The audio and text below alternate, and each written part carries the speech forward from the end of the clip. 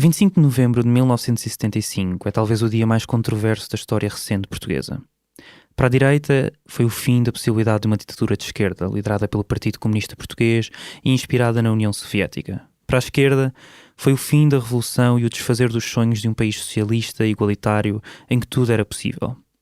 Mas se há coisa que é certa é que nada disso foi estudado por nós. Na escola, o processo revolucionário em curso, o PREC, é enfiado entre o 25 de Abril e a assinatura da Constituição como se não pudesse sequer nomeá-lo.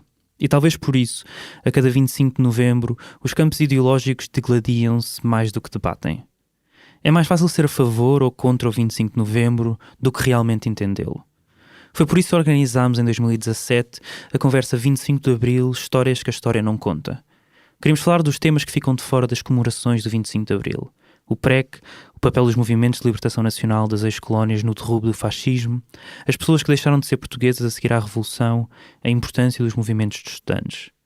Esta foi também a primeira vez que trabalhámos com os nossos camaradas de redação Divergente, que receberam este mês duas grandes notícias.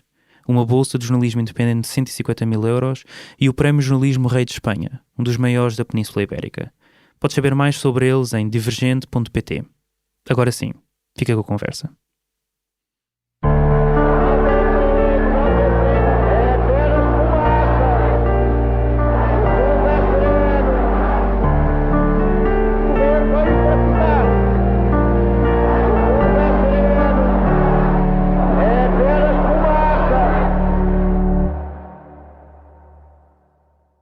Bem-vindas e bem-vindos ao 25 de Abril, as histórias que a história não conta, uma discussão promovida pelo É Apenas Fumaça, onde se fala sobre a sociedade com quem quer falar sobre ela, e pela Divergente, uma publicação que reivindica tempo para pensar, aprofundar e contextualizar. Eu sou o Ricardo Ribeiro. Eu sou a Sofia da Palma Rodrigues. Vamos ter como convidados o Abdoulaye Jallow, que fez parte da primeira companhia de comandos africanos na Guiné, a Joana Craveiro, arquivista, e é também atriz, encenadora, dramaturga e diretora artística do Teatro do Vestido.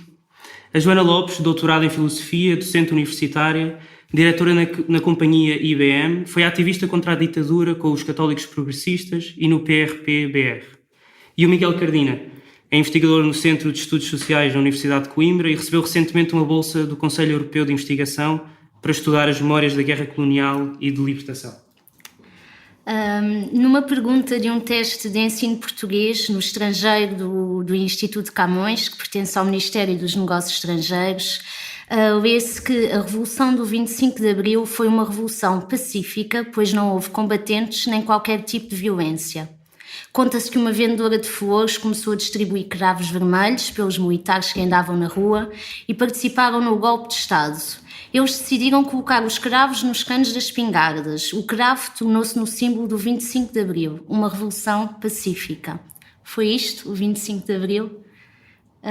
Joana? Foi, de certa maneira foi.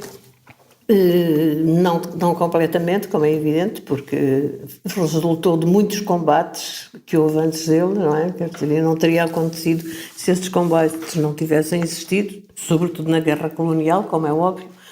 Mas não só, todas as resistências, movimentos de resistência e partidos que consciencializaram as pessoas e que acabaram nesse dia realmente nesse cenário a que eu assisti, porque ao contrário da maior parte das pessoas que aqui estão, já estava em Portugal, ou de todos estava em Portugal e estava na rua e vi isso mesmo, vi os cravos, vi as cravos na espingarda, etc. Portanto, realmente, o que aí está descrito como cenário é verdade. A montante, houve muitas outras coisas. Mas, enfim, passo a palavra ao André. Pois, sim e não. Na verdade, o dia 25 de Abril, o dia do golpe de Estado, é um dia em que se produz uma mudança política com uma baixa intensidade de violência, se podemos dizer assim. Há mortes, de facto, resultado dos disparos feitos pela PIDE-DGS, mas há uma mudança política em que o regime cai de podre. Ao mesmo tempo, como dizia a Joana, só podemos perceber o processo que leva, nomeadamente, à construção do sujeito político que o vai derrubar diretamente, o MFA, e depois o movimento social que vai sustentar um processo de natureza revolucionária logo a seguir, se percebermos, desde logo, a violência colonial e a guerra enquanto fator de desgaste que provoca no regime, e isso está diretamente associado a uma cadeia de violências muito acentuada, que o próprio colonialismo já é, mas que a guerra, enquanto tal, enquanto fenómeno específico, também carrega violências que de alguma forma obrigam a matizar essa ideia de que foi uma mudança pacífica. Foi um processo que naquele dia ocorreu porque o regime caiu de podre, mas ao mesmo tempo há violências muito profundas que têm que ser colocadas na equação para percebermos o que é que foi a ditadura, o que é que foi o colonialismo, o que é que foi a mudança política provocada na sequência disso. Pois, é que eles já disseram tudo, não é? E acho que o dia 25 de Abril, portanto, a Revolução não se esgota no 25 de Abril, não é? Portanto, pensar no dia 25 de Abril como um dia pacífico, sem perceber que nesse dia começou um movimento social que tomou tudo e todos de surpresa, inclusive aos próprios militares, e que lhes escapou ao controle completamente, e que deixou a nu, acho que toda essa violência que estava dentro da sociedade portuguesa, de uma forma contida, de uma forma abafada, de uma forma de repressão, de repente tudo isso sai, e se manifesta às vezes como episódios de violência na sequência desse golpe do 25 de Abril. Portanto, acho que isso também é importante falar. Isso, sim. Abdulai, o 25 de Abril na Guiné. 25 de Abril na Guiné quase era uma grande manifestação, porque onde estava mesmo a guerra. Depois de 25 de Abril, quando acabou a guerra, houve muito problema para nós, porque depois nossos oficiais por exemplo, alguns dos comandos oficiais da Guiné, africanos da Guiné, que eram oficiais do exército português, houve 25 de Abril, houve dependência, aquela coisa toda, conversaram pacificamente. Quando os portugueses vêm para Portugal, nós ficamos lá naquele tempo, de inimigo, com nossos inimigos, e pegou um pedaço de carne para os crocodilos fomeados. Houve aquele massacre, aqueles oficiais todos foram fuzilados, aquela coisa toda. Sofremos muito depois de 25 de Abril. Agora já não é como antigamente. Mas tem ultimamente aqui um comando na Guiné, era um problema. Depois ficamos sem nação, sem nação. Não somos guineenses, não somos portugueses. Estamos no meio. Entregaram independência para não salvaguardar o nosso que lutava na parte portuguesa. Nós queríamos que ouvissem este excerto de uma música do Chico Buarque, Tanto Mar. Sei que estás em festa, paz. Fico contente enquanto estou ausente. Guardo um cravo para mim. Eu queria estar na festa, paz, com a tua gente e colher pessoalmente uma flor do teu jardim. Quando se fala do 25 de Abril, Miguel, fala-se da Revolução dos Cravos. A história que nos é contada é uma revolução pacífica, sem sangue, levada a cabo por um grupo de militares brancos que saem de Santarém para ocupar o Terreiro do Paço. Mas teria havido 25 de Abril se não houvessem as lutas de libertação nacional? Ou, como nós chamamos cá em Portugal, a Guerra Colonial? É sempre difícil fazer equações sobre o que poderia ter acontecido retirando elementos da equação, mas creio que a ideia da pergunta que me fazes é de perceber qual o peso que tiveram as lutas de libertação, e nomeadamente a luta que foi desenvolvida por movimentos que combatiam para a independência de determinados territórios em África, no desencadear da mudança política em Portugal. E eu acho que tiveram uma importância decisiva, fundamental, e que eventualmente não teria acontecido o 25 de Abril se não tivesse havido esse combate feito por esses movimentos. Tenho um colega que recentemente fez um livro muito interessante sobre Viriamo, Mustafa Dada, que é investigador associado do SES, que a brincar e a sério, porque isto é sério, não é? Também a formulação que ele usa diz-nos que o próximo livro dele agora seria sobre como a África libertou Portugal. E para percebermos o peso que teve, que os movimentos de libertação tiveram no desencadear direto do derrubo da ditadura. E a pergunta que fazes, que é muito interessante, porque nos obriga a complexificar esta distinção que tem uma história longa, inclusive nas oposições portuguesas, entre o combate à ditadura e o combate ao colonialismo, o que depois gerou um olhar para a própria mudança que foi operada na sequência do 25 de Abril, que tende a inscrevê-la na história da oposição ao fascismo e tende a esquecer que houve uma história da oposição ao colonialismo que não pode ser desligada desta. E a guerra colonial foi uma guerra perdida? Foi uma guerra. E qual foi a importância até para Portugal de termos perdido, da ideia de perder essa guerra como o desencadear de uma revolução? A derrota da guerra colonial está diretamente relacionada com a vitória daqueles que se ergueram como sujeito político para derrubar a ditadura, neste caso direto o MFA, e depois, porque importa perceber o 25 de Abril como resultado da ação do MFA, mas muito mais do que isto, porque aquilo que acontece no dia 26, 27, 28, 1 de maio e depois a seguir, e depois durante 75, é um processo revolucionário de uma natureza muito mais complexa e plural e que envolve outros sujeitos políticos, mas que de facto não pode esquecer aquilo que acontecia justamente em territórios entendidos pela ditadura como territórios nacionais, nos quais o papel desempenhado pelos movimentos que combateram um regime que a contraciclo histórico fazia uma guerra, foi absolutamente decisivo para o enfraquecimento desse regime que depois no dia 25 de Abril acaba por cair de podre. Joana Craveiro, das memórias que recolheste, qual é a importância de termos perdido esta guerra na construção da narrativa coletiva? Essa pergunta é complexa porque isso não aparece muito claramente nas memórias que eu recolhi, ou seja, as pessoas não falam sobre termos perdido a guerra colonial, quer dizer, não para já, porque também sequer não era essa a pergunta. Alguns ex-combatentes com quem falei nunca falam em termos de termos perdido a guerra. Pronto, as pessoas com quem falei, todas elas se opunham à guerra, apesar de a terem feito. Pronto, o que também é muito particular, aquelas especificamente. Portanto, não sinceramente, como eu entrevisto maioritariamente pessoas que eram antifascistas, anticolonialistas, todas elas acham que era uma guerra perdida desde há muito, não é? E portanto, não diria que faz parte de uma narrativa coletiva sobre nada, simplesmente é uma coisa com que não se conseguem reconciliar algumas pessoas, esta relação com o colonialismo, não é? E com o facto de Portugal ter sido um império colonial e delas, de certa forma, não concordarem com isso, mas verem-se como parte dessa realidade, apesar delas próprias, não é? Pronto. Mas eu não formularia a pergunta dessa forma. Não surge naturalmente nos discursos, perdemos a guerra logo, não. Isso não, nem falam assim, como termos perdido a guerra colonial, simplesmente que ela não devia existir ou simplesmente, pronto, que era um erro.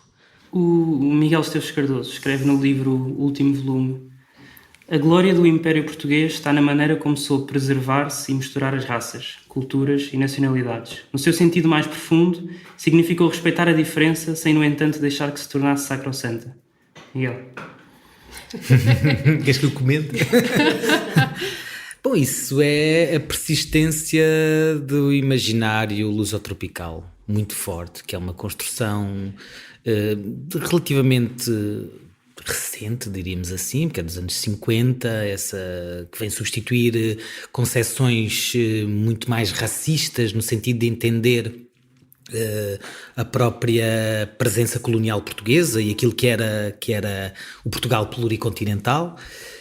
A partir dos anos 50 há trabalhos sobre isso, da Cláudia Castelo, do Marcos Cardão, que mostram a presença, o modo como esse lusotropicalismo se foi instalando e como é que também se foi instalando não só nas elites, mas também na cultura de massas, e depois formou uma imagem de Portugal sobre si próprio e sobre as suas colónias que mantém-se profundamente enraizada na cultura portuguesa, nos discursos, nas opiniões, basta olhar as visitas oficiais que são feitas ainda hoje. Marcelo Rebelo de Sousa, tipicamente. Eu interrompi. Não, mas vários tópicos daquela visita que vimos agora nestes dias que nos remetem claramente para esse imaginário. Joana Lopes, gostaria de comentar alguns desses tópicos. Quer dizer, acho que o Miguel já disse o que eu diria. Para já eu nasci em Moçambique e, portanto, vivi lá a infância até aos 9, 10 anos. Quer dizer, como eu escrevi há uns dias, como uma colona inocente e completamente ingênua. Quer dizer, evidentemente não fazia a menor ideia, não tinha... Aquilo era natural. Depois vim para cá, detestei Lisboa, como todas as pessoas que vinham normalmente, porque enfim, os ambientes lá eram um bocadinho menos cinzentos do que por influência das Rodésias e da África do Sul, em termos de costumes e etc. Mas, portanto, não tive essa vivência, aquilo era natural, aquilo pertencia a Portugal, etc. Mais tarde, como é óbvio, não é? Julgo que, evidentemente, houve uma grande parte da população antifascista que realmente só tomou consciência disso quando a guerra começou, não é? Porque eu lembro-me, por exemplo, enfim, foi em 61 que a guerra de Angola começou, e logo aí houve uma grande parte da oposição, mesmo tradicional, dos velhos republicanos e dos velhos ex-futuros PS, não é? que se puseram em questão, mas não foi logo. Porque eu lembro que no fim de 61, quando Goa foi invadida pela União Indiana, houve um movimento em Portugal, algo semelhante, e talvez as pessoas não tenham consciência disso, ao que houve por Timor aqui há uns anos. Levantou-se o país contra a invasão de Goa, quer dizer, isso realmente, disso fala-se pouco. Isso foi em que ano? Foi em fim de 61, a invasão de Goa. Já tinha começado a guerra em Angola, mas enfim, as coisas ainda estão. Portanto, quer dizer, havia um colonialismo assimilado, muito forte, que não era bem o tropicalismo, porque estávamos a falar da Índia, mas enfim, com essa noção, quer dizer, sempre fomos os bons colonos comparados com outros, isto não se faz a Portugal, e isto um bocado misturado com a Igreja, ou era católica, etc, etc. Portanto, só muito mais tarde é que realmente há, por causa da guerra colonial e quando ela se intensificou e se alargou a várias colónias, é que realmente a própria oposição veio a não ter essa posição que o Miguel Esteves Cardoso ainda tem hoje. E uma parte dela, não sei se terá sido assim, tanto era contra a guerra, ou porque ela estava perdida, ou porque estava muito aliada, evidentemente, ao fascismo, porque Portugal estava completamente isolado internacionalmente, etc, etc, etc. Mas éramos os bons colonos. Joana, queria ver. Não sei se está de acordo sim, com sim. Aliás, estava a pensar precisamente, o Francisco Martins Rodrigues escreve bastante sobre a posição do PCP em relação à questão colonial, não é? E do qual ele se demarcava, não é? Ele fala bastante sobre isso. E que essa era uma das grandes, depois, dissidências que vão acontecer, precisamente entre os movimentos mais à esquerda e até o próprio PC. É a questão colonial, é uma das questões, não é? Acho que estou a dizer bem.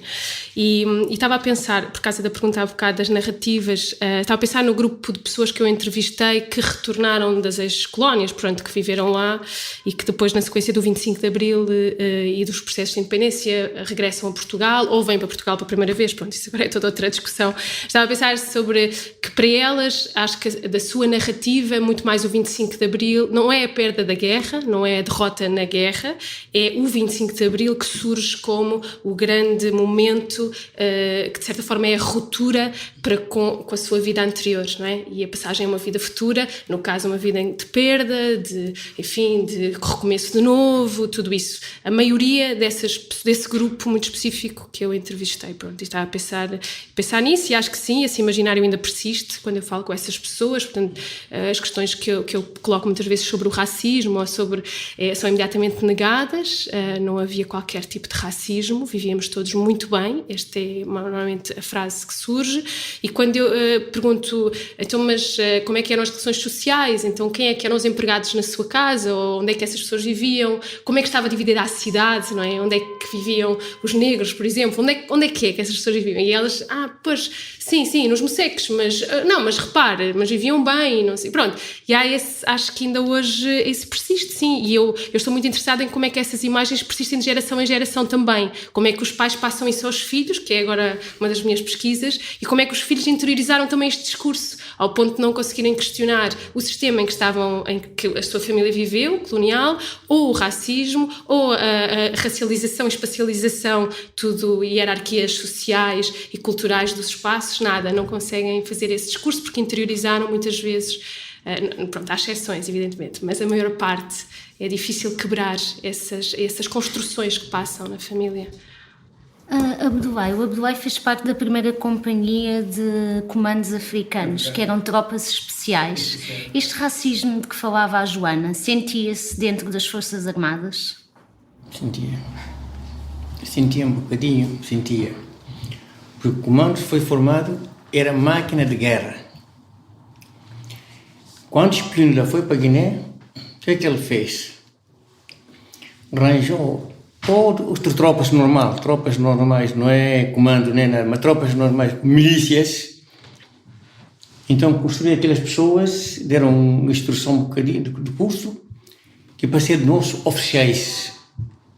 Nós somos juventudes, fomos para a tropa normal, mas fomos diretamente para o quartel de comando, porque tropa especial, comando, paraquedista, fuzileiro, tudo é voluntário.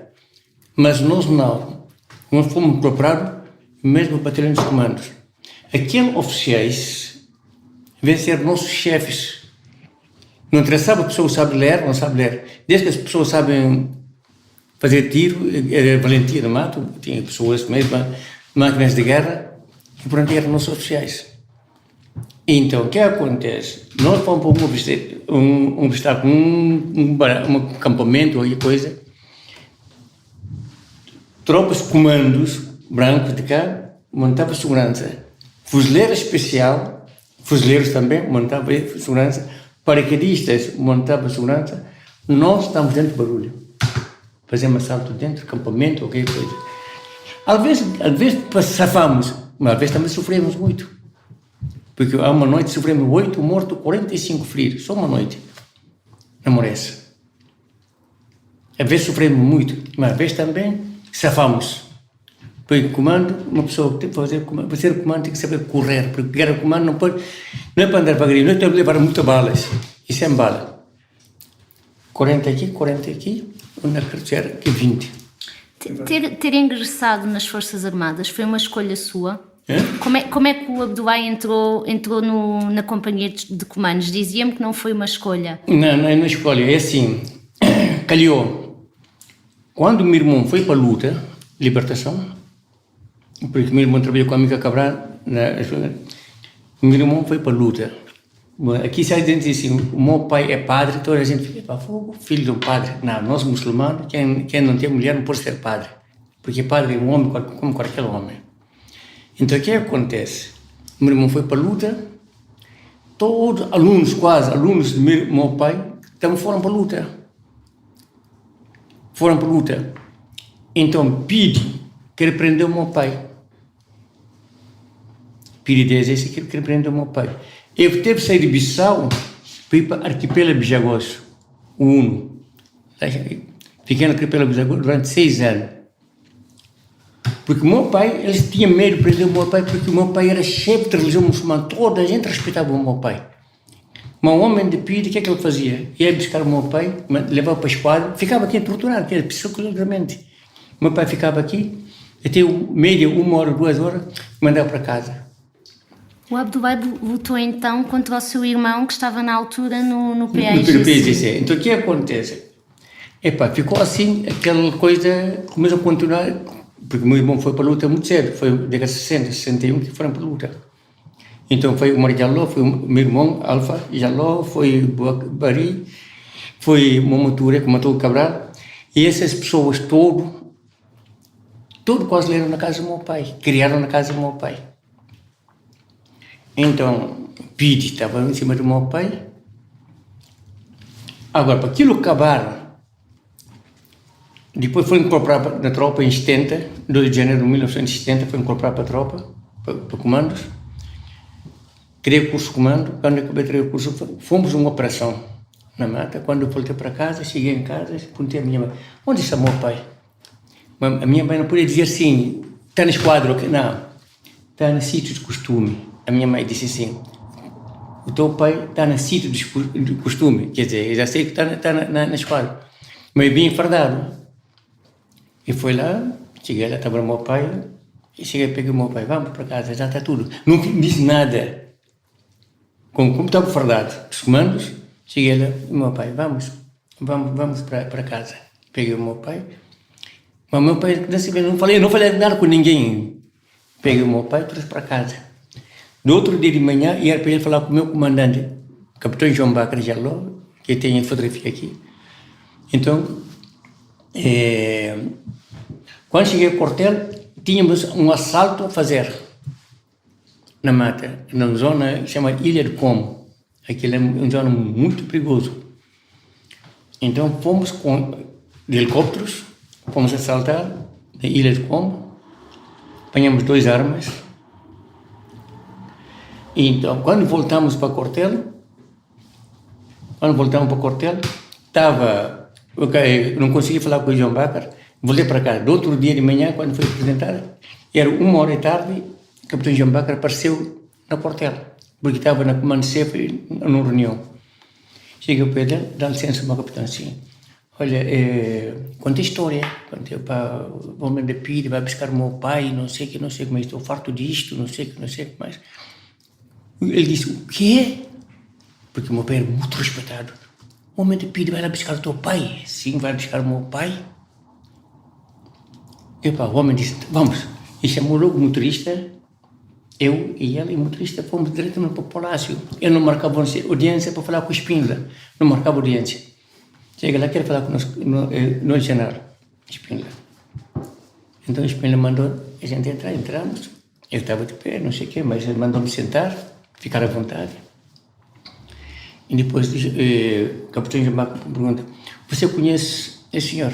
Ah, conheço, esse não é que estava na mocidade portuguesa, porque o meu irmão foi mocidade portuguesa, e está cá, é economista, foi mocidade portuguesa. E disse: está na mocidade portuguesa. Ele disse: não, eu sou mais velho do que ele.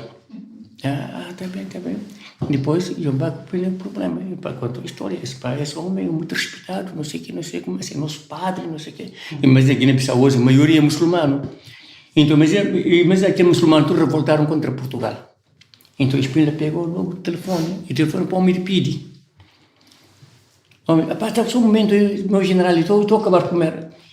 Você quer ir lá comer consigo ou você vem já? Aquele é perto, o pé de Câmara Municipal, você conhece, o pé de Câmara Municipal. Então, o homem de Pide chegou lá: você conhece o senhor? Sim, capitão João Bacra, conhece isso aqui? Cara, é um cara estranho, é uma pessoa, não sei o que mais. Ele disse: esse homem é filho daquele senhor que você vai buscar todo dia para torturar. O Cherno, conhece o Cherno? Se você prender aquele homem, se aquele homem foi morto por nós, toda a Guiné-Bissau vai revoltar contra Portugal. Não sabe disto? Então, se o irmão dele foi para a luta, então esse aqui está no exército português. Então, Espíndola ficou fúria com o homem, porque conhecia meu pai também, Então, pegaram o homem, mandaram para Bula, mandaram para Portugal, não sei se mandaram para Angola, para outro lado. Aí o meu pai ficou descansado. Foi ferido em combate, foi 7/2/72. Foi ferido aqui nesse lado. Um colega meu casou sábado, foi uma quarta-feira, morreu. 5 dias casado, caiu na mina. O outro, a mãe tinha 5 filhos rapazes. 4 tinham morrido na guerra, faltava ele morreu naquele dia. Essa operação marcou-me muito, marcou-me muito. O outro rapaz, estava cá, ficou sem perna. Joana Lopes, tu foste ativista antifascista ainda antes do 25 de Abril, pertenceste aos católicos progressistas. Sim. Haviam movimentos sociais na altura? Ninguém ninguém usava esse termo não existia, até porque não podia haver movimentos, tudo era proibido, não é? O que havia era várias coisas, havia partidos, havia o Partido Comunista na clandestinidade e depois, a partir de certa altura, os partidos mais ligados à extrema-esquerda, etc. Mas o que havia era várias instituições que eram aproveitadas pelos antifascistas para fazer a ação possível contra o sistema. E havia uma vaguíssima abertura nas campanhas eleitorais para as legislativas, concretamente, sobretudo em 69 e 73 já foi um bocadinho diferente. Portanto, o que se passava é que as pessoas... vou pôr parte do Partido Comunista porque é um caso muito especial, é muito mais conhecido, etc., e ao qual eu nunca tive ligada de maneira nenhuma. Os católicos progressistas, e não só, muitos outros independentes, por exemplo, o que restava da geração de 62, que não estava integrada em partido nenhum, etc., que se organizavam como? Em cooperativas, por exemplo, mais do que uma cooperativa, pelo menos umas mais ligadas ao PC, mas outras não, em Lisboa e no Porto, porque havia uma lacuna na lei que ou não obrigava a que os corpos gerentes fossem aprovados pelo governo. Depois o Marcelo Caetano mudou isso e fez com que fosse. Portanto, que permitiam uma certa atividades culturais, chamemos assim, mas onde se fazia uma série de ações que depois, quando eram sessões públicas, as mais... falar-se da guerra colonial era tabu, entrava a PIDE e proibia, mas enfim, fazia-se o possível. E havia muita imprensa clandestina, não é? Sobretudo anticolonial, desde 61. Policopiada, feita à noite, feita em casas onde se entrava, mesmo sem... Não estou a falar de nada, portanto, do que é conhecido do PC. Nesta outra mancha toda. Portanto, e que se distribuíam das maneiras mais fantasiosas que se conseguiam. Havia ocupar as direções de instituições legais, como o Centro Nacional de Cultura, que tinha sido monárquico e que, portanto, que se aproveitava e se faziam umas sessões e se fazia. Portanto, não havia movimentos sociais como tais, o movimento X, o movimento Y, havia uma grande teia de pessoas, que eram muitas centenas de pessoas, que se moviam em várias instituições, em várias plataformas para fazer o possível. Havia também muito apoio, completamente clandestino, a quem queria sair do país, a quem queria fugir, portanto, aos refratários ou como é que se diz? Desertores, portanto, transportar até à fronteira, etc, etc. Havia muitas atividades desse tipo. Mas não se pode dizer que houvesse propriamente movimentos sociais organizados, simplesmente porque eram proibidos. Não é? E o que eram os católicos progressistas? O que é que eram? Era muita gente que passou a ser chamada assim. Há muitas discussões sobre quem é que inventou o nome. A certa altura disse que tinha sido o PC, não sei se foi isso, não interessa. Eram estas pessoas, precisamente, que se agrupavam em várias coisas, sei lá, por exemplo, o grupo da editora Moraes, com os livros da Moraes, o Tempo e o Modo, etc, etc, era uma dessas plataformas. Portanto, era esse tipo de pessoas que realmente estiveram, muitas delas eram mesmo católicos, estavam ligados à Igreja, eram católicos e tinham tido muita esperança no Concílio Vaticano II, não é? De esperança que a Igreja passasse a ser progressista e que isso fosse uma força de pressão em Portugal importante. A Igreja não passou a ser progressista porque também teve todas as forças, nem poderia ser, foi uma fantasia, mas, e continua a não poder com Papas Franciscos ou sem Papas Franciscos, mas, portanto, mas era uma força de pressão cá dentro, e simultaneamente anticolonialista e antifascista. Isso a partir da guerra, do início da guerra, e sobretudo, digamos, a partir de 62, 63, não foi logo 61, começou a ser muito, muito firme. Muitas dessas pessoas, eu não estava cá em 58 quando foi Delgado, estava a estudar na Bélgica, mas muitas dessas pessoas começaram de facto o seu percurso político antifascista com o processo Delgado. Portanto, a partir de 58. Até aí, não muito. Mas a partir de 58, de facto, os que vieram a ser chamados católicos progressistas mais velhos, já morreram quase todos, não é? Começaram, de facto, a ter consciência e a organizarem-se como podiam. Não é? Depois isso tudo, lá no fim da década de 60, já estava um bocado desboroado e acabou por não ter grande sentido.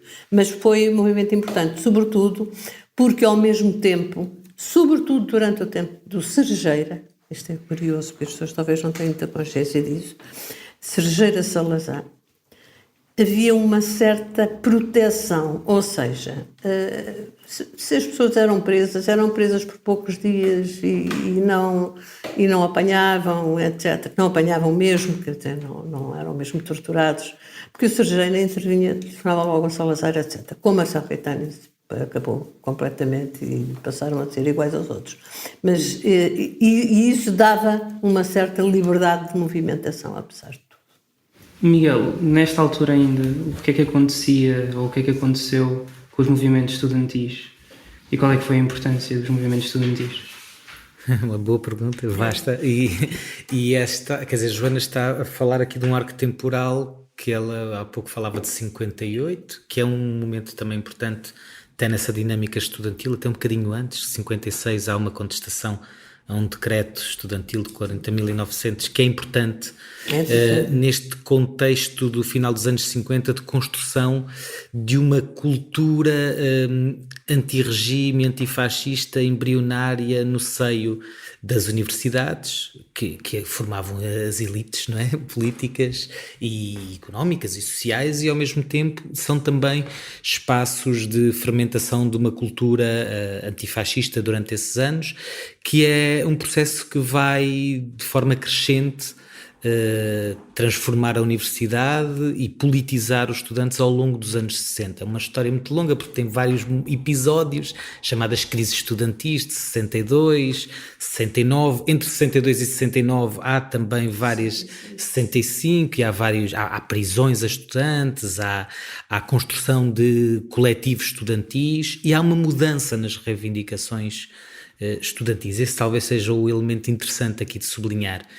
É que no final dos anos 50, início dos anos 60, a Joana corrigirá porque também estava lá e tem uma experiência pessoal disso, mas há sobretudo, em termos explícitos, as bandeiras de luta do movimento estudantil são sobretudo associadas à defesa da autonomia e, portanto, ao modo como os estudantes reivindicam para si e para a universidade um espaço próprio dentro do qual se poderiam organizar, se associar, ou seja, em última análise, também poder fazer política.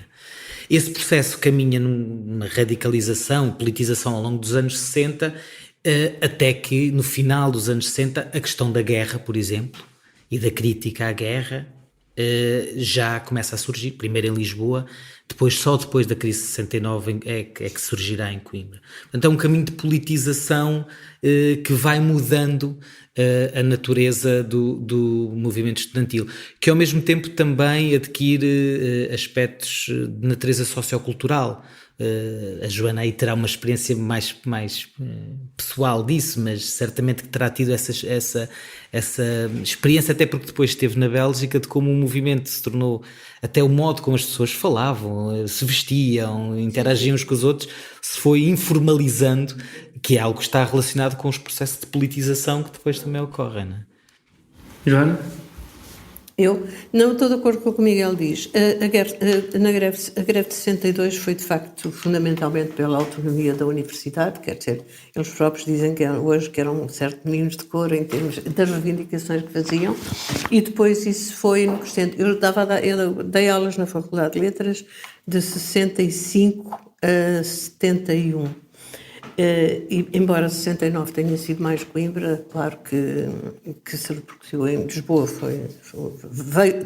foi trazida para Lisboa. E eu vivia em pleno a dar aulas na faculdade. E é uma coisa que eu acho curiosa, é uma anedota, mas estas coisas às vezes ajudam a perceber melhor as coisas. Até essa greve era proibido as raparigas irem de calças para a faculdade. Raparigas ou professoras, não é? E então havia uma empregada, chamava-se uma contínua, nessa altura, uma velhota, coitada, que andava de bata preta de cetim e que tinha como função dizer a quem aparecesse de calças que saísse, a não ser que fosse estrangeira. E então, a maneira como ela tinha, porque havia o curso de verão de português e, portanto, havia estrangeiras de calças. E a única maneira que ela tinha de saber era perguntar: a menina é estrangeira. Se a menina não lhe respondia, porque não percebia o que ela dizia e, portanto, podia ficar de calças na faculdade. Ora bem, e durante a greve de 69, que ainda durou bastante tempo cá, toda a gente passou a ir de calças para a faculdade. E a partir daí ficou adquirido.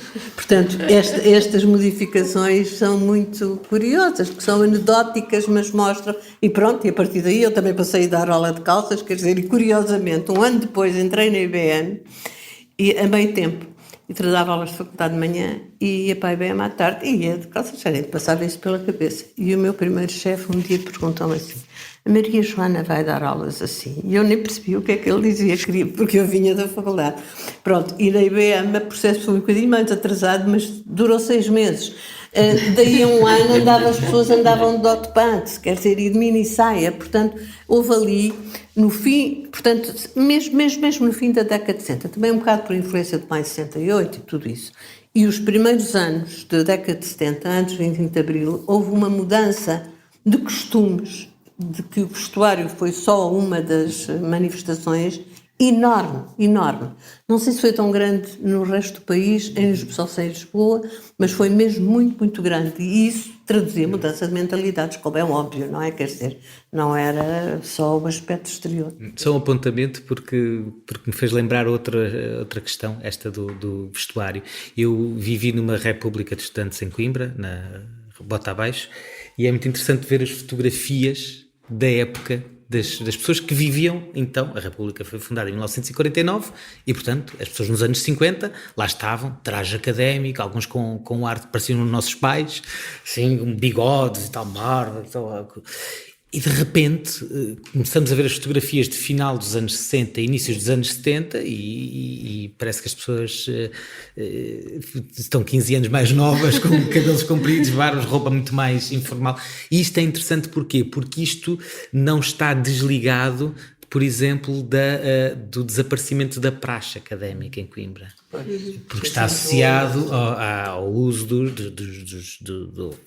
da traje académica e, portanto, de uma certa simbologia, não só no vestuário da roupa em si, mas também no modo de ser e no modo de se relacionar com os outros e no modo de entender o papel do estudante na universidade. E o abandono, que depois está associado a aspectos muito específicos, da suspensão da queima das fitas e do luto académico no contexto da crise de 69 em Coimbra. Isso é uma forma de olhar a coisa, mas era um processo que vinha de antes e que depois já a seguir já não pega. Porquê? Porque o traje era considerado uma coisa formal, antiquada, ligada aos setores conservadores, um modo de se entender a si próprio enquanto estudante também desadequado, porque o estudante era um jovem trabalhador intelectual, para citar a expressão do sindicalismo estudantil, que era uma corrente em voga então. Nos meses que seguiram ao 25 de Abril, o processo revolucionário radicaliza-se, com as tendências extremistas à esquerda a ganhar protagonismo. O radicalismo acentua-se numa aproximação clara ao ideário do Partido Comunista. Com o golpe militar falhado de 25 de novembro de 1975, terminaram as tentativas da esquerda revolucionária tomar o poder. É assim que se ensina ao PREC num livro de história do 9º ano. Joana. Espetacular. Em dada altura, na peça de teatro, o Museu Vivo de Memórias Pequenas e Esquecidas, dizes que o processo revolucionário em curso foi apresentado como um período em que tudo era possível. O que é que te contaram sobre o PREC, as pessoas com quem falaste? Bom, contaram muita coisa. Eu nasci em 1974, portanto, evidentemente, não tenho uma memória direta muito do próprio PREC, mas tenho a memória direta tudo que quer dizer, ficou dentro de mim. Tudo aquilo que se vivia, por exemplo, na minha casa e em movimentos políticos e uma série de coisas que eu acho que perduram para além do 25 de novembro, que é a data oficial para o fim do PREC, mas que dá muito jeito à história ter sempre essas datas para conter uma série de movimentos que eu acho que são muito maiores do que esses 19 meses Pronto. E acho que essa forma de ensinar o PREC faz parte de uma construção que foi sendo feita ao longo dos anos para denegrir aquilo que aconteceu de único nesses 19 meses e para além desses 19 meses, porque quer dizer, muitos movimentos perduram, pelo menos eu lembro-me até aos anos 80, de uma série de coisas que aconteciam e de voluntariamente trabalhar com os meus pais, por exemplo, em bairro, para reabilitar bairros clandestinos, porque meus pais eram urbanistas e era uma coisa que vem do PREC, evidentemente, que vem desse processo revolucionário em que de repente as pessoas puderam reivindicar casas, puderam reivindicar condições de vida e uma série de outras pessoas que até faziam parte de uma elite, como era o caso da minha família, foram lá arregaçar mangas e vamos embora fazer isto juntos e construir esta nova sociedade, pronto. E de facto, aquilo que me contam destas recolhas que eu tenho vindo a fazer, claro, é como um tempo em que tudo era possível, em que era possível, e que não está necessariamente ligado a partidos políticos, evidentemente que as pessoas eram muito politizadas e estavam ligadas a diversos movimentos, mas às vezes, eu quando entrevistei uma série de moradores de bairros do Sal do Porto, eles próprios se demarcam dessa questão política e dizem, ouça, isto aqui não tinha a ver com partidos políticos, não é? Eles bem queriam vir aqui tomar conta disto, mas isto era nosso, e eu acho que isto é muito interessante porque, e não está ainda suficientemente falado, não é? Ainda estamos todos a descobrir como falar sobre a história desse tempo, porque como lá está, há essa construção que há nesse livro de história, em que é o período do excesso e da extrema. Eu estou um bocadinho farta desta expressão da extrema-esquerda, acho que é uma expressão que nós herdámos e temos vindo a herdar e que hoje em dia ainda é usada como uma coisa depreciativa e, portanto, eu estava até a ver no outro dia as notícias e comentávamos, e na minha família, cada vez fala-se de esquerda, fala-se sempre de extrema-esquerda, já não existe esquerda, já só existe extrema-esquerda, não é? E depois há o centro e depois há a direita, é extraordinário. E acho que isso tudo são coisas que perduram de uma negativização dessa imagem, que acho que aqui toda a gente pode falar um pouco sobre isso, que não corresponde necessariamente àquilo que aconteceu. Portanto, aquilo que as pessoas me contam é que foram tempos em que elas puderam construir de raiz uma série de coisas que antes não existiam, ir para a rua reivindicar coisas que não existiam. Claro, eu entrevistei muitas que eu considero elites, e nós aqui muitas vezes estamos a falar de uma história que é uma história de elites, não é? Que é nos centros urbanos, pessoas que vão para a faculdade, pronto. E há todo o resto da população, mas que está expressa nestes movimentos populares, comissões de moradores. Eu ontem estava a pensar nisto e até fui desencantar um livro que se chama Os Moradores à Conquista da Cidade, por acaso o meu pai é coautor deste livro, mas não é por isso, é só porque este livro tem aqui uma cronologia extraordinária sobre movimentos sociais que raramente aparece nos livros de história. Portanto, diz tudo aquilo que está a acontecer no país em termos políticos, que são os grandes marcos que se ensinam em qualquer livro de história, mas depois tem uma coluna para movimentos sociais que estão a acontecer no país e depois especificamente em Setúbal. E é extraordinário. Reuniões anticolonialismo em Setúbal. No dia tal, eles sabem qual é que é o dia. Ocupações, evidentemente, construção de creches, uma série de coisas, greves, que os livros de história já não falam, não é? Ou falam de uma outra forma, como um tempo de caos, que não sei o quê, pronto. E acho que o PREC foi muito mais do que isso e há ainda que ver o que é que aconteceu realmente e como é que isso mudou a vida das pessoas. Portanto, os testemunhos que eu recolhi não se identificariam com o que está aí escrito, nem sequer com esse golpe falhado militar do 25 de novembro, o suposto golpe do PCP para tomar conta do país. Acho que depois isso é toda uma outra história que também ainda está por escrever e que um dia, quando pudermos abrir todos os arquivos, que há muitos deles que ainda nem sequer podemos ter acesso, se calhar poderemos reconstituir o que é que aconteceu no dia 25 de novembro, mas também não é isso que está aí escrito, tenho a certeza absoluta. Portanto, não sei, é isto. Joana Lopes, tu que o viveste, o que é que foi o PREC? Pois, estou muito de acordo com o que acabou de ser dito. Realmente é verdade, tudo era possível, faz parte de um período revolucionário, com uma certa utopia, mas havia um ambiente, é muito difícil dar isto e realmente fala-se muito pouco disto. Acreditou-se de facto que este país ia ser um país socialista a sério. Acreditou-se de facto. E o acreditou-se, o se é quem? É evidentemente toda a esquerda, uma grande parte da população. Em muitas coisas que foram ditas, porque houve um surto de civismo que realmente, infelizmente, praticamente desapareceu, foi esmorecendo e hoje quase que não existe, em parte alguma, mas era de facto, houve a grande convicção e as pessoas não pensavam se era lá possível, e mesmo as mais politizadas, posso falar por mim, Pensava-se lá se a Rússia ia tirar o tapete ao PC por causa da Guerra Fria, depois veio-se a saber, na altura, e havia quem soubesse, mas as pessoas que se moviam-se realmente por fazer disto uma sociedade socialista a sério. Mas que era muito cubano, eu sabia perguntar se era cubano, se era o que não era. Tinha sido tão extraordinário o 25 de Abril, que parecia que realmente não havia nenhuma razão para que não fosse possível fazer algo completamente novo aqui. Ingenuidade, com certeza. Hoje é fácil de verificar que é verdade, dada a conjuntura internacional que nos rodeava. Mas quer dizer, o entusiasmo era tal, a participação das populações era tal, nas mais... quer dizer, das mais estranhas circunstâncias. Portanto, eu nessa altura trabalhava na IBM, até tenho aqui o papel, mas não vou ler, mas posso ler só dois parágrafos que são significativos, que era, por definição, uma multinacional americana, onde a maioria da população era tudo menos comprometida na luta antifascista antes de 25 de Abril. Havia algumas pessoas que eram, havia pessoas do PC, havia pessoas ligadas a outros partidos, mas uma minoria, uma pequeníssima minoria.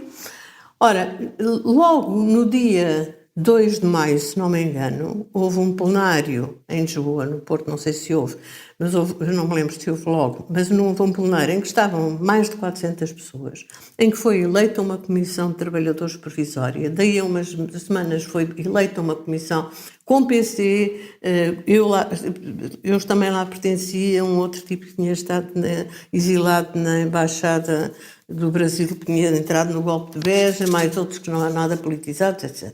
E isso foi num crescendo, não vou entrar em pormenores, mas a seguir o 11 de março, então, foi a explosão máxima do entusiasmo e da esperança de que podia haver. No dia seguinte, houve um plenário, também com o mesmo número de pessoas, em pé na IBM, em que foi votado por pouquíssimos votos contra, meia dúzia se foram, e eu só vou ler, tiro os considerandos e leio o seguinte: os trabalhadores da IBM, pondo-se ao lado da massa dos trabalhadores portugueses, exigem: primeiro, castigo exemplar contra os contra-revolucionários; segundo, expulsão dos agitadores estrangeiros que tentam levar o nosso país para a guerra civil; terceiro, aplicação imediata de medidas económicas e sociais que, retirando aos monopólios e latifundiários o poder de que ainda efetivamente dispõem, tornem realmente irreversível o processo revolucionário; quarto, proibição de todos os partidos que efetivamente estão do lado da reação. Quer dizer, isto hoje é ficção, não é? Isto hoje é ficção. Pronto. E não durou muito, porque estamos a falar do dia 12 de abril de 75 e eu diria, eu não quero estender muito para tirar a palavra de outras pessoas, que o primeiro grande golpe de espanto e de desânimo foram as eleições para a Constituinte. E não foi só para o PCP. Não foi só porque o PC teve aquela pouca percentagem de votos. Isso foi em que ano? Foi 3 ou 4 meses depois, foi em 25 de abril de 75, portanto estamos a falar de março, foi um mês e tal depois. Porque a partir daí, com o PS, porque quando se diz aqui que efetivamente estão do lado da reação, o PS estava incluído, obviamente, o PS era a reação. E o PSD e o CDS também, mas o PS era a reação. Com o PS a ganhar as eleições de 75, veio ao de cima uma força anti tudo isto, completamente. Quer dizer, completamente. Foi o começar do caminho para o 25 de novembro, claramente. Pronto, e por isso é que não só o PC, mas as forças ligadas à outra esquerda, com a Quinta Divisão e os hotéis, etc., tentaram a todo o custo que as eleições fossem ou não tivessem lugar ou fossem adiadas, porque já se previa que acontecia isto. E aconteceu. A partir daí foi o PS até hoje. Miguel, e hoje o PREC é tabu na sociedade portuguesa?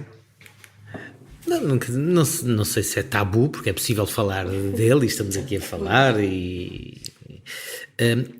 esta visão que a Joana Craveiro e que a Joana Lopes dão do PREC, não direi que é tabu, mas é claramente uma visão minoritária e é uma visão importante na medida em que nos alerta para aspectos significativos daquilo que foi a dinâmica social de então e que não encaixam nessa descrição que a Sofia há pouco nos lia, que é uma descrição, uma imaginação do processo histórico a partir de golpes e do jogo de determinadas forças, que acaba por não captar esta efervescência que os processos revolucionários contêm.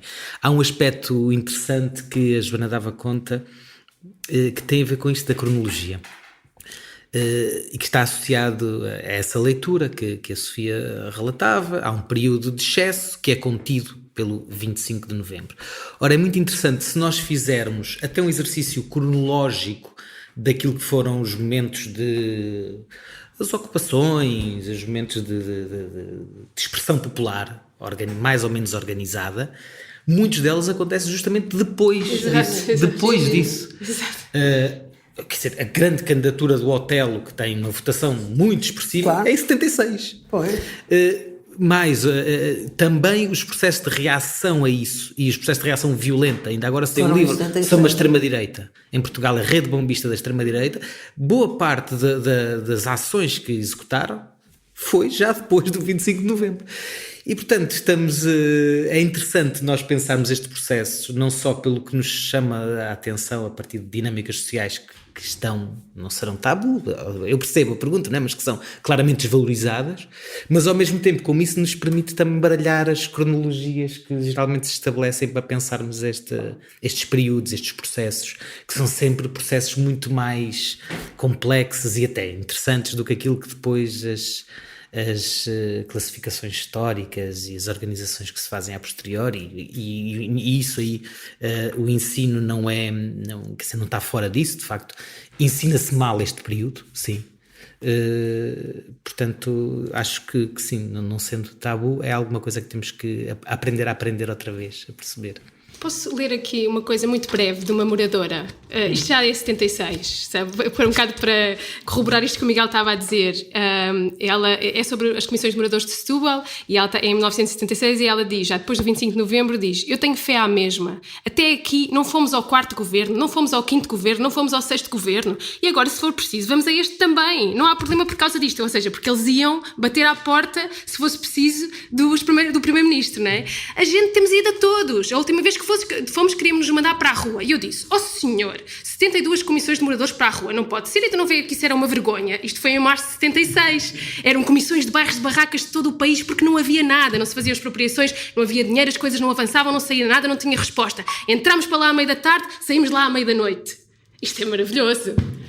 Isto é maravilhoso, não é? E já é depois de 76, já depois do 25 de novembro, já no fim de 76. Ela a dizer: vamos lá mais uma vez se for preciso.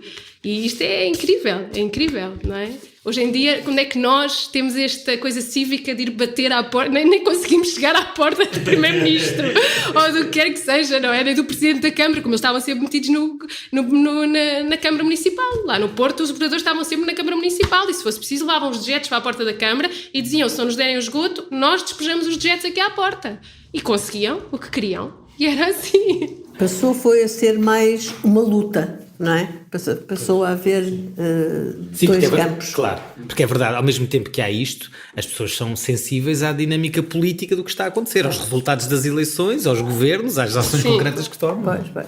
Ao mesmo tempo que isto acontecia em Portugal, o Abdoulaye era perseguido na Guiné. Exato. Almeida Santos, numa entrevista ao Público, assume que criou uma lei segregadora. Era tudo português. Mário Soares e Vasco Gonçalves pediram-me uma lei generosa. Respondi: não faço. Só tinha nacionalidade quem pelo menos era bisneto português pelo nascimento. Senão o país ia ao fundo. O Abdoulaye era português e de um dia para o outro deixou de o ser. Exato. Como é que foi?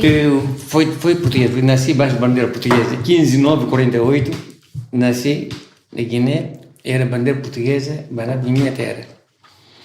Quando fez 21 anos, foi para a tropa, chamaram para ir para a tropa portuguesa, não foi voluntariamente, foi chamado para ir para a tropa portuguesa. Peguei a arma, lutei contra meus irmãos. Bom, próprio meus irmãos. Depois de 25 de Abril, houve aquela perseguição, aquela coisa toda, eu vim para Portugal, em 83, cheguei aqui em Portugal, e já, aquele bilhete inteiro que eu tinha, aquela coisa que tudo que eu tinha como português, já não é português. Tenho que adquirir novamente a nacionalidade portuguesa. Para adquirir a nacionalidade portuguesa não é uma coisa fácil. Estruturar a narrativa completa, estruturar isto, tanto documento, e depois o responsável. Então, responsável, que é uma pessoa que vai me responsabilizar de mim. Eu sou responsável, já não sei como. Adquirir a nacionalidade portuguesa. Assim que adquirir a nacionalidade portuguesa. Todos os meus colegas têm adquirido a nacionalidade portuguesa, sim, dessa maneira. E alguns, alguns tinham 6 meses, mas tem 1 ano e tal. Alguns têm 5 anos, 6 anos, não é português. Alguns até hoje ainda não é português. Está a esperar ser nacionalidade portuguesa. Mas fomos tropa português como portugueses. E foi por causa de ter sido tropa portuguesa que foi perseguido depois da independência? Sim, foi perseguido, foi preso em Bafatá. Veja lá, meu irmão era comandante da região de Gabo. Bafatá, você conhece aquele, faz 250 km que é? Meu irmão é comandante militar da região de Gabo. Eu estava em carro de transporte. O homem de polícia veio lá embaixo e disse: você já falou assim, está te chamar lá na esquadra. Depois cheguei à esquadra. Como que é o teu nome? Lá já falou. Documento do cara e tudo o documento. Mete o carro lá no quintal. Mete o carro no quintal para a polícia, sem saber nada. Prenderam o documento do carro. Então vai lá esperar. Mandaram para lá para a prisão. Fiquei na prisão. Vai lá esperar. Mas o que é que eu fiz?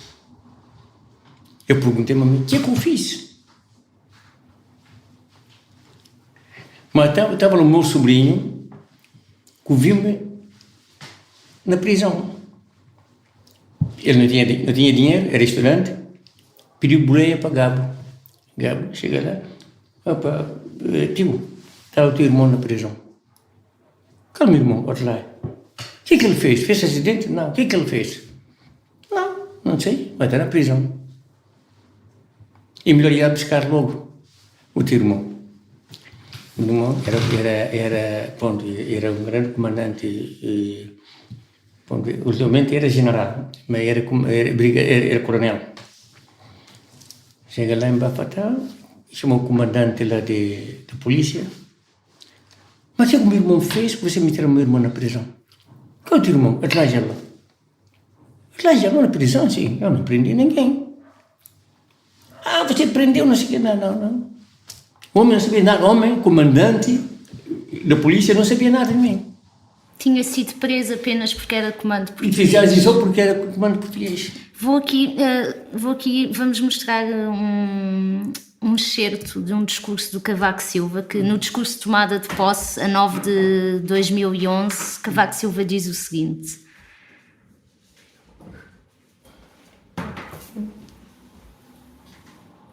logo a seguir à Revolução do 25 de Abril, a sociedade civil deu uma prova excepcional da sua vitalidade na forma como acolheu, sem convulsões, quase 1 milhão de portugueses que regressaram de África em condições extremamente difíceis.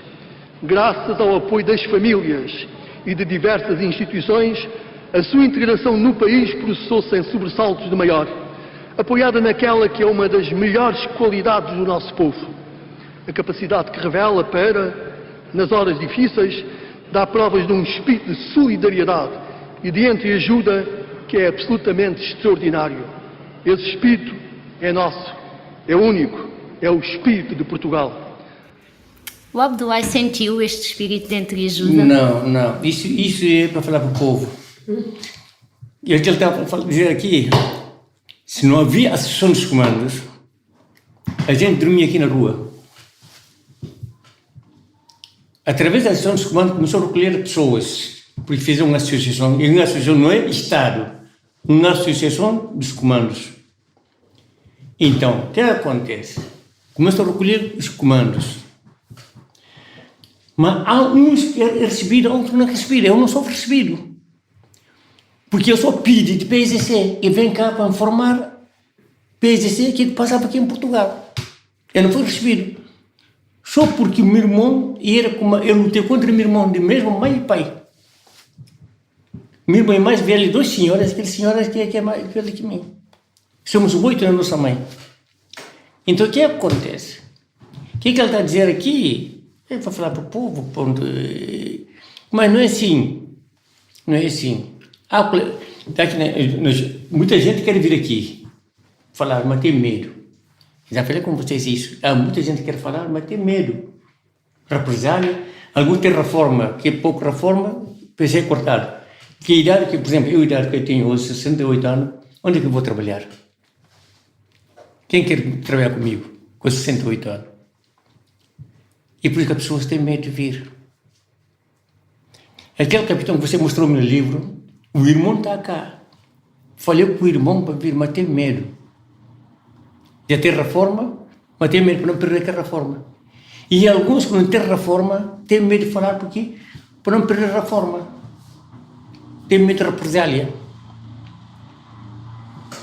Então o que acontece?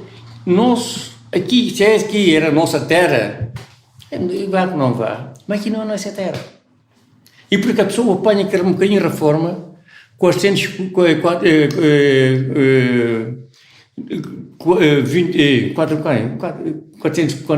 euros, ok? E já não pode ficar aqui em Portugal, porque não dá para pagar renda de casa. Tem que voltar para a Guiné. E depois uma pessoa está aqui para ter aquele dinheiro, a pessoa fica anos e anos com documentos para ter nacional portuguesa, e depois tem que meter um requerimento a Estado-Maior-General dos Forças Armadas. Há pouco tempo já fez porque a pensão que ele recebia era pouco. Pedi para aumentar, porque agora já tem idade e tem um problema na coluna. Porque caí da mina, tem cicatriz grande aqui, tem cicatriz mesmo aqui, grande aqui. E tem todo o corpo, tem cicatriz, tem aqui na mão também, tem um bocadinho de cicatriz aqui. Esse aqui já posso mostrar, já viste aqui, tem cicatrizes da guerra, onde caí na mina. Mas as pessoas têm medo. O que é que eles falam? Nem que isso que eles fazem. Nossos comandantes direito, por exemplo, o general Bruno, o general Raul Fox e os comandantes, vê a gente, quer ajudar, mas não tem possibilidade, não tem condição. Porque balas bem para eles e aquela bala também para nós. Você chega a bater, a gente bateu tanto gabinetes aqui, de comandantes. A gente ia lá pedir. Mas eles estão com a mão atada. Mas essas pessoas lutamos junto, na mata. Mas tem mão atada. Comandante Durão, General Bruno, Raul Fox, falecido Barbosa de Henrique, faleceu há pouco tempo, comandante Simão. Há muitos comandantes aqui que a gente vai lá bater a porta. Às vezes até há comandante que mete mão na bolsa, tira um X para eu comer. Epá, é muito triste.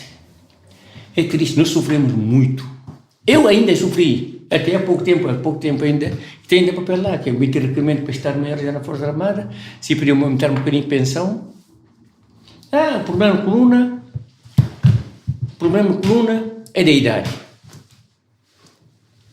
Se tem cicatriz aqui, a mina lançou-me numa distância que você nem quer saber. O médico militar que me operou, e disse, dá-me assim, meu filho, quando chegar a certa idade você vai sofrer muito da coluna. E estou sofrendo hoje da coluna. E tem muitas cicatrizes no corpo.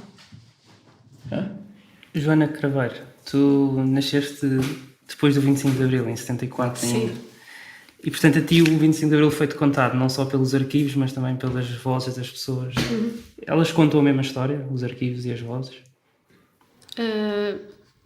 Depende de que arquivos é que estamos a falar, não é? Pronto, porque essa ideia de arquivos e de museus, portanto, há a história que é mostrada, oficial, há os arquivos que não temos acesso, há os arquivos pessoais na casa das pessoas, portanto, há muitos arquivos, não é? Portanto, eu já encontrei arquivos que contam a mesma história das pessoas, que são os seus arquivos que elas têm em casa, dos panfletos, das coisas, das suas fotografias, portanto, esses arquivos pessoais que estão escondidos e que muitas vezes não há acesso. Depois há o Centro de Documentação 25 de Abril, onde se contam muitos aspectos da história, não é? Porque as pessoas doam precisamente esses arquivos pessoais, portanto, é um manancial que nunca mais acaba que se pode consultar.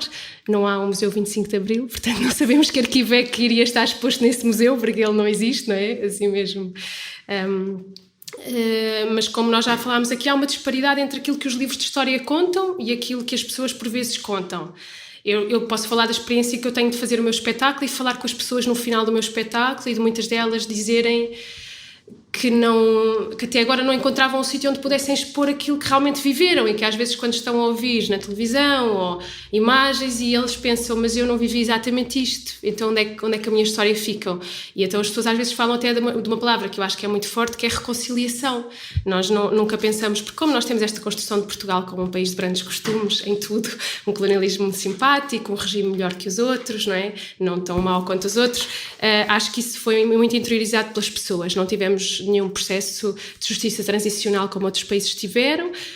Tivemos uma justiça mais ou menos popular e outra ali num período logo a seguir ao 25 de Abril e muitas vezes isso mancha tudo o resto, então as pessoas pensam, pois, mas isto já foi feito naquela altura, os tribunais e os PIDs e eu não sei o quê, então, não, mas há países que têm comissões da verdade e da justiça, pronto, mal ou bem, há uma posição do Estado em relação às políticas da memória, que nós temos muita dificuldade com isso. O Estado acha que não tem que investir, que não tem que pensar essas coisas, isso deixa para umas comemorações do 25 de Abril empoeiradas, que são sempre mais ou menos as mesmas, pronto.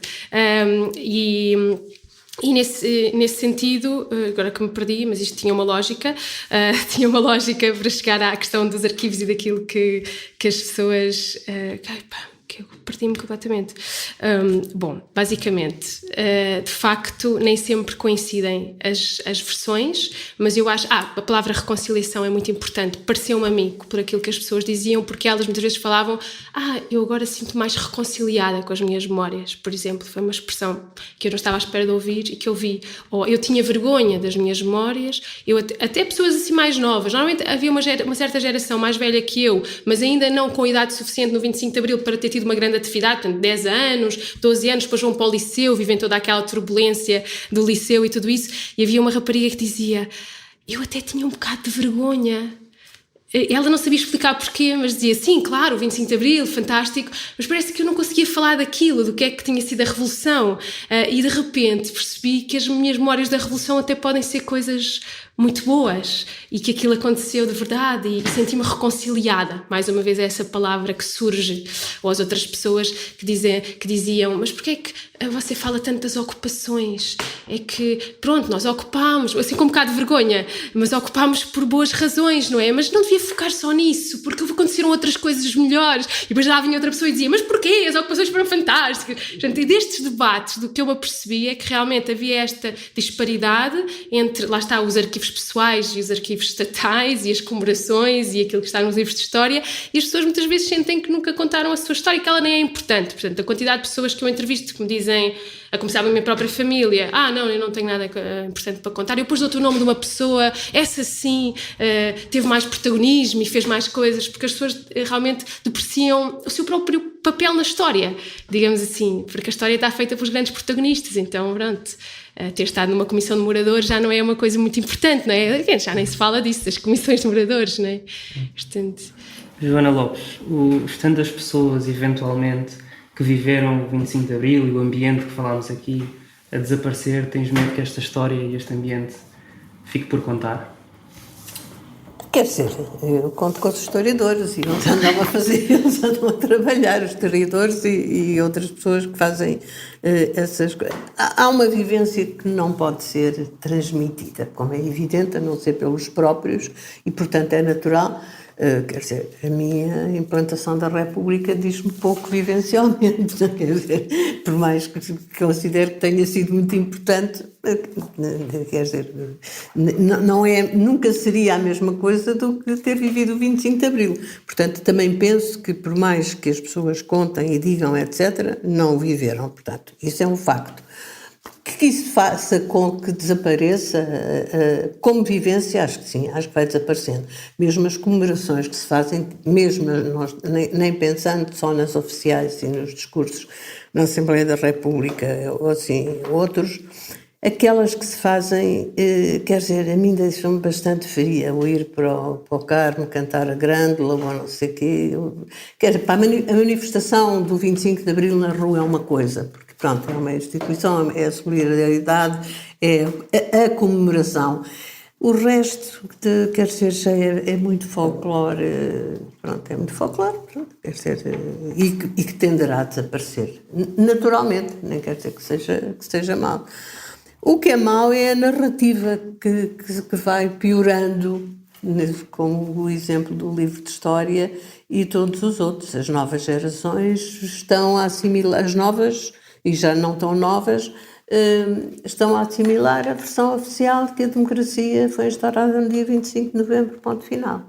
Quer dizer, pronto, o 25 de abril foi muito importante porque acabou com a ditadura.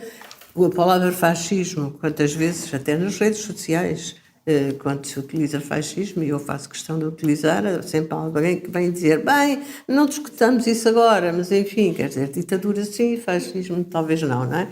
Portanto, o que vai perdurar, se não se fizer alguma coisa, e não vejo que ninguém esteja a fazer, nomeadamente a nível da educação e do ensino da história, é que realmente a ditadura acabou a 25 de Abril, mas a democracia só se consolidou a 25 de Novembro. Isso é a versão oficial da história. E acho que se está a acentuar isso cada vez mais. Acho que se está a acentuar isso cada vez mais. Mas, enfim, é a vida. Miguel, qual é a importância de resgatarmos estas pequenas histórias de que falava a Joana e testemunhos como os da Abdoulaye? Qual é a importância destas vozes? Bom, a importância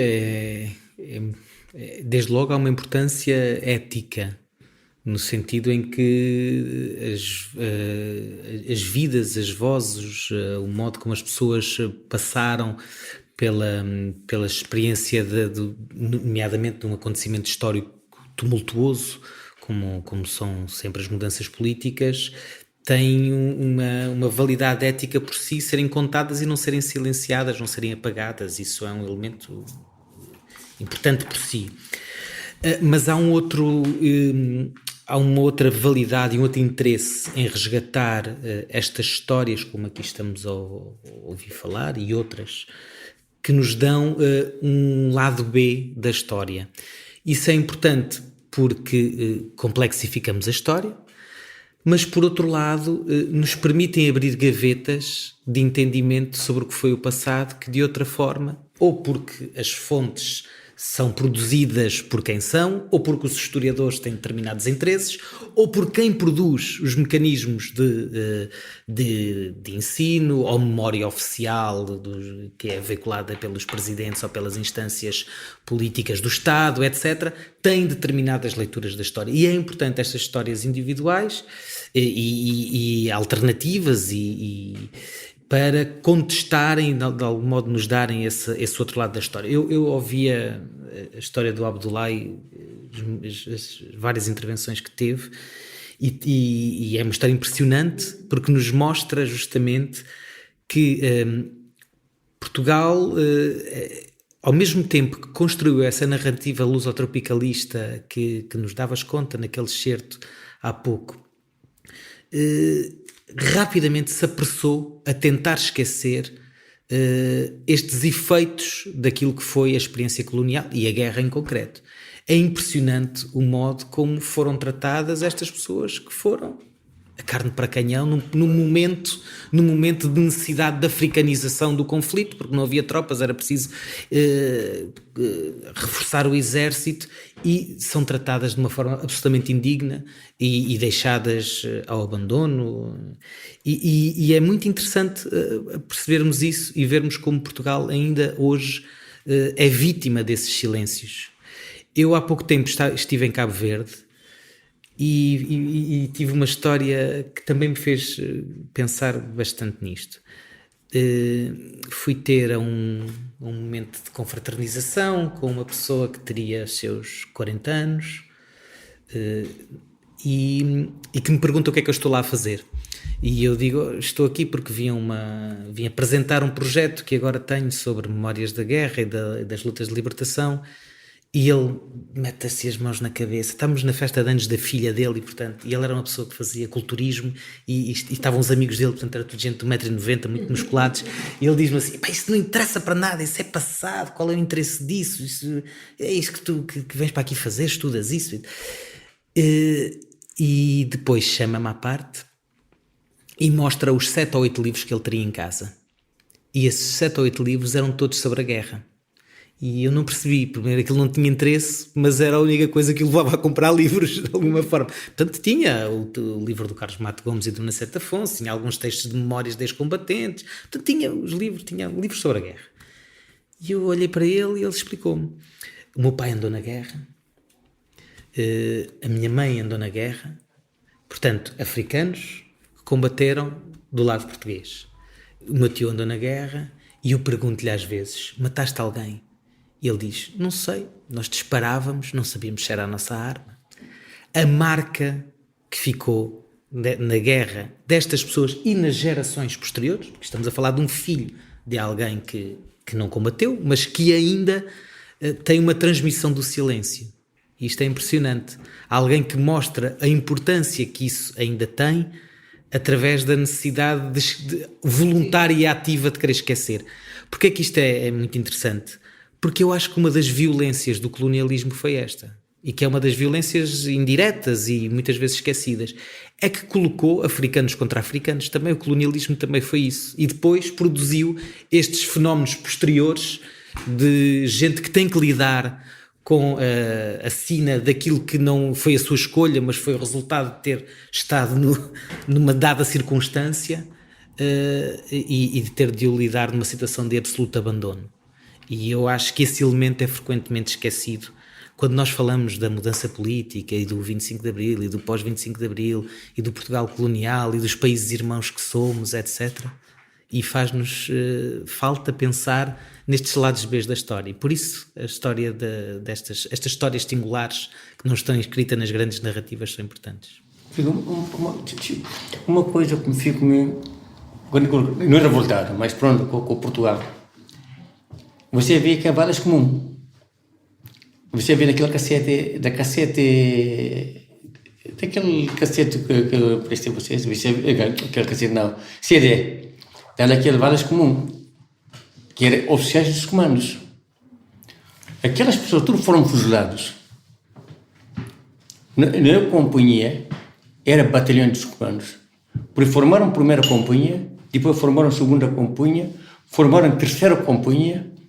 Mas conforme as pessoas iam morrer na guerra, ou ficar sem perna, qualquer coisa, fizeram mais 2 cursos de comandos, 2 cursos de comandos, que para completar que morreram na guerra. Houve 25 de abril, aquelas pessoas foram fuziladas. Porque ficaram lá, enganaram porque houve engano, vocês ficam com o vosso patrício, não sei o que, vão trabalhar junto, não sei o que mais.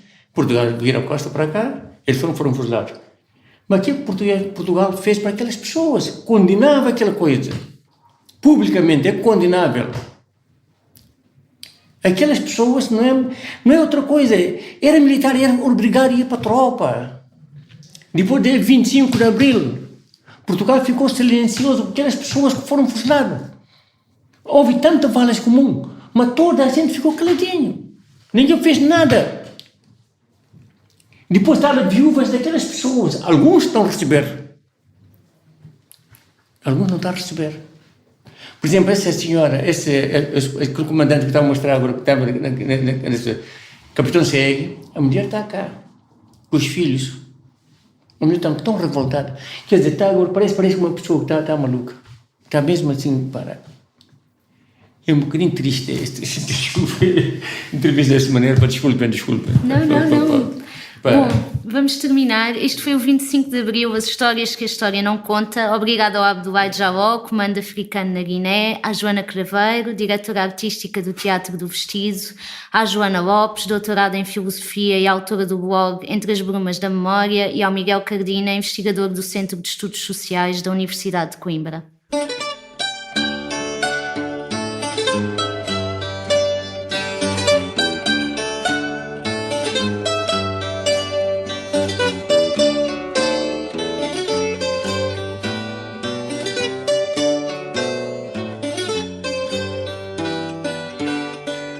Pergunto ao vento que passa notícias do meu país,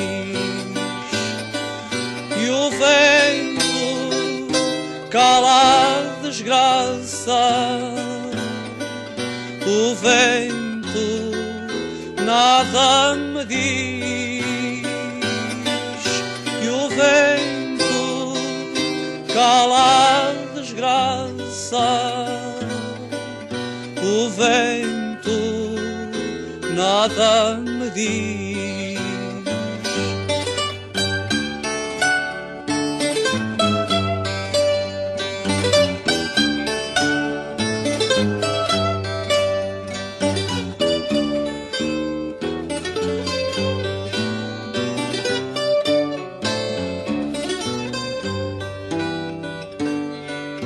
Mas há sempre uma candeia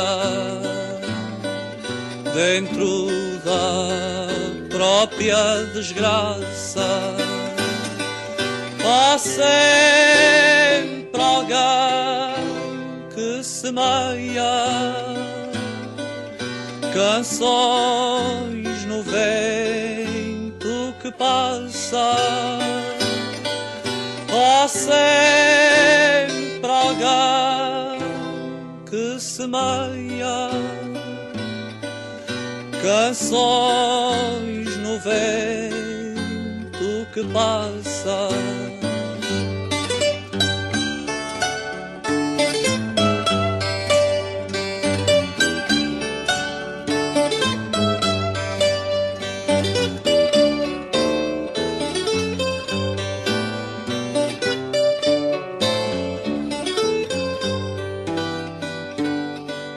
Mesmo na noite mais triste,